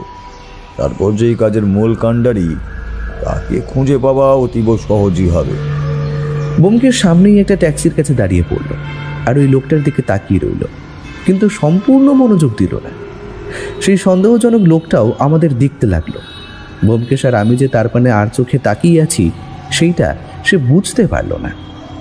আমাদের দাঁড়িয়ে থাকার ভঙ্গি অনেকটা কারোর জন্য অপেক্ষা করছি এমন। কিছুক্ষণ পরেই একটা কালো রঙের গাড়ি এলো সেই ঝোপটার কাছে। ওই ঝোপটার কাছে আত্মগোপন করে থাকা লোকটা উঠে পড়ল, কিন্তু ওঠার আগেই সে তার দলের এক সঙ্গীর সাথে কথা বলছিল। ওই কথাগুলো আমাদের কানে এসে পৌঁছলো। গাড়ির ড্রাইভার এসে ওই ব্যক্তিকে জিজ্ঞেস করলো, এই ব্যোমকেশ বক্সি নাকি তার সহকারীকে নিয়ে ওইখানেই গেছে? পাক্কা খবর? এইবার আমাদের এইখানকার কাজ শুরু করতে হবে। ওই অমিতকে কিছুতেই ছাড়বো না বেটা। আমাদের সব কিছু পুলিশকে বলে দিতে পারে। ওর মাটাকে খুন করা হয়ে গেছে, ও বুড়ি আর বেঁচে নেই। শুধু এইবার একে শেষ করতে পারলেই কেল্লা ফতে। দ্বিতীয় মুখোশ পরা ব্যক্তিটি কিছুই প্রত্যুত্তর করল না, শুধু চেয়ে রইল ওপরে সেই জানলার দিকে। আর সেই সময় আমরা দেখলাম অমিতবাবু জানলা থেকে সরে গেলেন। আমরা যে ওদের একদম কাছ ঘেঁষেই দাঁড়িয়ে আছি সেই সংবাদ ওরা পেলই না। গাড়ি হাঁকিয়ে চলে গেল অনেক দূরে। আমরা তাদের পিছু নিলাম। গাড়ির পেছনে কোনো নাম্বার প্লেট নেই। ব্যোমকেশ বলল, দুষ্কৃতীরা আগে থেকে ওই গাড়ির নাম্বার প্লেট সরিয়ে রেখেছে, আর এইটা তাদের নিজেদের গাড়ি নয়। অন্য কারুর ভাড়া করা গাড়িও যদি হতো তাহলেও যে ধরাটা সহজই হতো, কিন্তু তবুও আমাদের তাদের ডেরাটাকে অনুসন্ধান করে রাখা দরকার। তাহলে চলো। ট্যাক্সি করে তাদের থেকে অনেকটা দূরত্ব বজায় রেখে চলতে শুরু করলাম। ট্যাক্সিটা ভাড়া নিয়েছিলাম, আর সেইটা চালিয়ে নিয়ে যাচ্ছিল একজন কনস্টেবল। সব কিছুই ব্যোমকেশের পরিকল্পনা মাফিকই হচ্ছিল। অনেকটা চলার পর হ্যারিসন রোড ছাড়িয়ে আমরা যখন একটা নির্জন গলির দিকে পৌঁছলাম, বেশিরভাগ জায়গাগুলোয় চীনা হরফে লেখা আছে। বুঝলাম এই পাড়াটা চীনাদের উপনিবেশ। ব্যোমকেশ দেখল একটা ছোট্ট রেস্তোরাঁর বাইরে গিয়ে গাড়িটা থামল। এই রেস্তোরাঁটা এখন দিনের আলোয় ম্লান হয়ে আছে বটে, কিন্তু অন্ধকার ঘনিয়ে এলে শহরের নিকৃষ্টতম কাজের জন্যে, অর্থাৎ জুয়ার ঠেক এইখানেই বসে। এই কথাটা ব্যোমকেশ আমাকে অনেক আগেই জানিয়ে রেখেছিল। ব্যোমকেশ সামনে এগিয়ে গেল। একজন দ্বার প্রহরী এসে বলল, কাকে চাই বাবু? ব্যোমকেশ নিজের ভাষায় তাকে জিজ্ঞেস করলো যে খেলা কটা থেকে শুরু হয়, আরও কত কিনা জিজ্ঞেস করলো। তারপর সেইখান থেকে চলে গেল। আমরা এরপর সোজা হোটেলে অমিতবাবুর কাছে গিয়ে উঠলাম। অমিতবাবু আমাদের দেখে প্রায় অবাক হলেন, কেননা এমন ছদ্মবেশে আমাদের উনি আগে কখনো দেখেননি। ব্যোমকেশ বলল, দেখুন, আপনি এইখান থেকে চলে যাবেন, পুলিশের গাড়ি করে নিজের বাড়ির পথে রওনা দেবেন। আমরা এই দিকটা সামলে দেবো, কোনো অসুবিধাই হবে না। আর আসল দোষীকে খুঁজে বের করে তাকে দিয়ে সত্যি কথা বলিয়ে জেনে নেব যে আসলে কে আপনার প্রাণ হরণ করতে চেয়েছিল। আর আসল মাথা বেরিয়ে এলে তো কোনো কথাই নেই। অমিতবাবু গ্লাসে থাকা জলটা এক নিঃশ্বাসে শেষ করলেন, তারপর অধীরভাবে অপেক্ষা করতে লাগলেন। আমরা আবার সন্ধ্যার দিকে আসবো বলে ওখান থেকে বেরিয়ে গেলাম। যাই হোক, ব্যোমকেশ আর আমি সন্ধ্যার দিকে এসে দেখলাম হোটেলের আশপাশ সন্ধ্যা হওয়ায় প্রায় সাথে সাথে নিশুতি হয়ে এসেছে। ল্যাম্পপোস্টের আলোগুলো ফিকে হয়ে গিয়েছে, আর ইতিমধ্যে একটা নিভেও গেল দপ করে। আমরা পা টিপে টিপে এগিয়ে গেলাম হোটেলের দিকে। আমার দিকে একবার ব্যোমকেশ তাকালো, তারপর সে নিজের পিস্তলটা বের করে দেখে নিল তাতে কটা গুলি ভর্তি আছে। এইবার ব্যোমকেশ দেখে শুনে তারপর বলল, অজিত, তুমি গিয়ে রুম নাম্বার 132-এর দরজা খুলে ঢুকে যাও। আর হ্যাঁ, ঢোকার আগে আমাদের ওই সাংকেতিক কথাটা মনে আছে তো? আমি নিঃশব্দে সম্মতিসূচক ঘাড় উঁচু নিচু করলাম। ব্যোমকেশ দরজার বাইরে দাঁড়ালো। হোটেলের রিসেপশনে কেউই দাঁড়িয়ে নেই। ছোট হোটেল যেহেতু, তাই তেমন একটা লোকও নেই। এইবার আমি উঠে গেলাম 3 তলায় অমিতবাবুর ঘরে, আর দরজার মুখে দাঁড়িয়ে দেখলাম শুনশান করিডোর। সেইখানে দাঁড়িয়ে আমি ওই নির্দিষ্ট সংখ্যক ঘরের দিকে এগিয়ে গিয়ে 3 বার টোকা দিলাম আর বললাম, হোটেল স্টাফ মারা গেছে। এইটাই ছিল সাংকেতিক শব্দ। দরজাটা খুলে গেল, কিন্তু আমার ধারণার বাইরে ছিল সবকিছু। দরজাটা খুলেই কে যেন আমাকে টেনে নিল অন্ধকারের মধ্যে, আর সেই সাথেই আমার ঘাড়ে মারল একটা রত্তা। আমি কাত হয়ে পড়লাম, আর সব থেকে বড় কথা হলো যে আমার মাথাটা ঘুরছিল। আমি অনুভব করলাম কে আমার হাত বাঁধছে, আর সেই সাথেই আমার কানের কাছে এসে মিহি সুরে বলে উঠল, তুই এইবার শেষ, তোকে অনেক কষ্ট করে ধরেছি, আর তোদের পরিকল্পনা কোনোদিনও সফল হবে না। আমি কোনো কথা বলতে পারলাম না, শুধু টেনে হিচড়ে আমাকে ওরা নিয়ে চলল। আমার চোখে কিছুই দেখার উপায় নেই, চোখে একটা পট্টি বেঁধে দিয়েছে।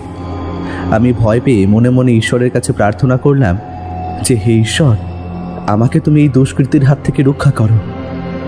পেছনের সিঁড়ি দিয়ে নামার সময় একটা কাণ্ডও বেঁধে গেল। আমি হোঁচট খেয়ে পড়ে গেলাম। আর আমার চোখ থেকে কিঞ্চিত কাপড়টা সরে গেল। বেশ হলো যে আমি এবারে দেখতে পারছিলাম।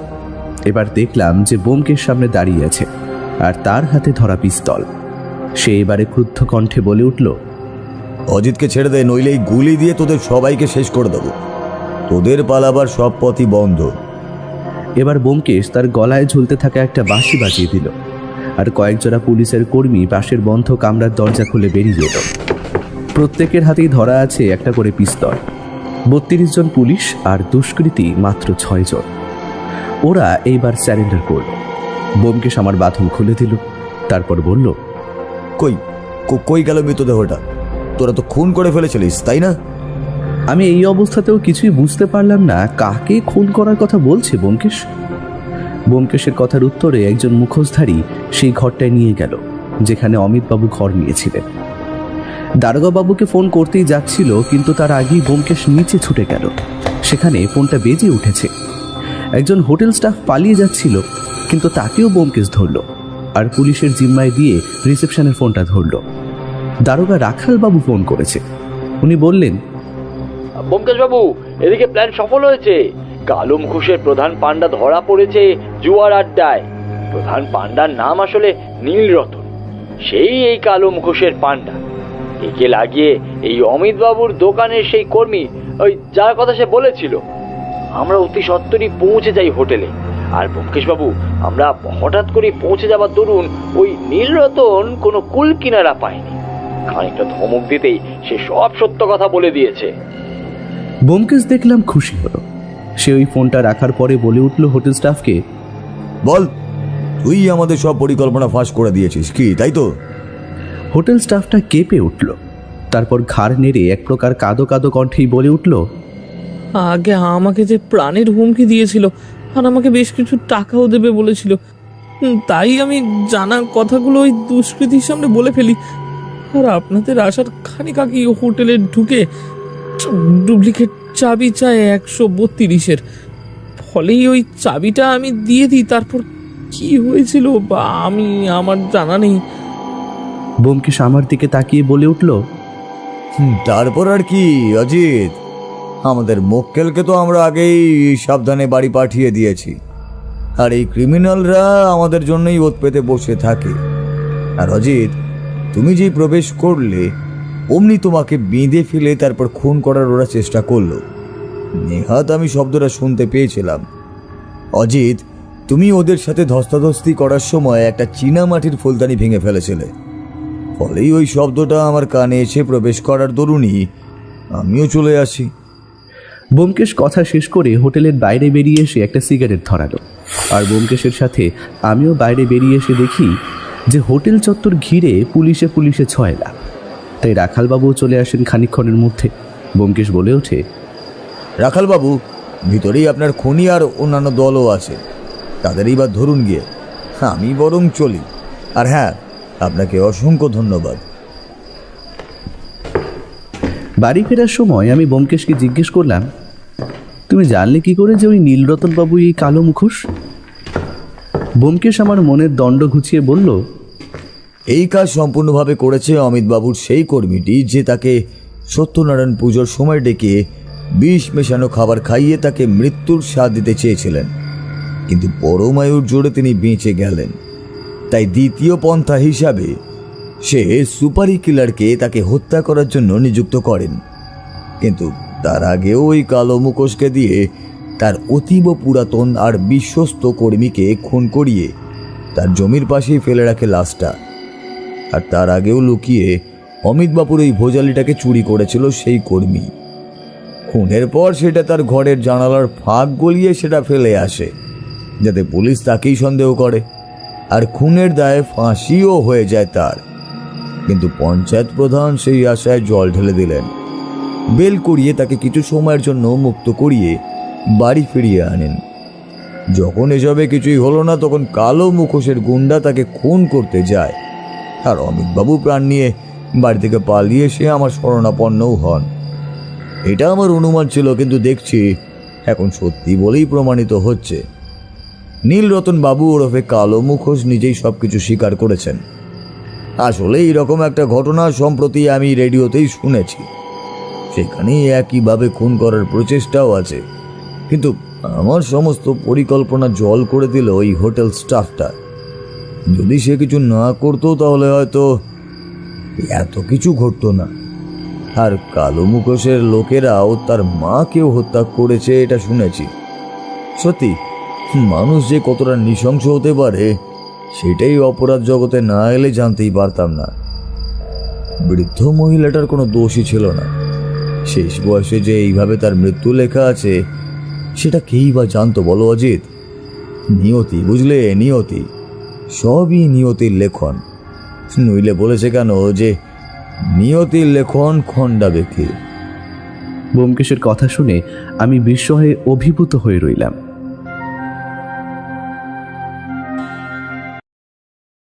সব রহস্যের সমাধান হয় না। কিছু রহস্য বেঁচে থাকে পরবর্তী গল্পের জন্য। আজকের মতো ব্যোমকেশ বিদায় নিল, কিন্তু শহরের অন্ধকার জানে এই শেষ নয়। কারণ যেখানে রহস্য আছে সেখানে ফিরে আসবেই সত্যান্বেষী ব্যোমকেশ বক্সী। ভিডিওটি যদি আপনার ভালো লেগে থাকে তাহলে লাইক করুন, আর তার সঙ্গে হাইপ দিতে ভুলবেন না। এখনও পর্যন্ত যদি আমাদের চ্যানেলটিকে সাবস্ক্রাইব না করে থাকেন তাহলে এই রকমই আরও রহস্য রোমাঞ্চ গল্প শুনতে এক্ষুনি আমাদের চ্যানেলটি সাবস্ক্রাইব করুন, আর পাশে থাকা বেল আইকনে ক্লিক করে নোটিফিকেশন অন করে নিতে কিন্তু ভুলবেন না। খুব তাড়াতাড়ি আমরা আবার ফিরছি নতুন গল্প নিয়ে।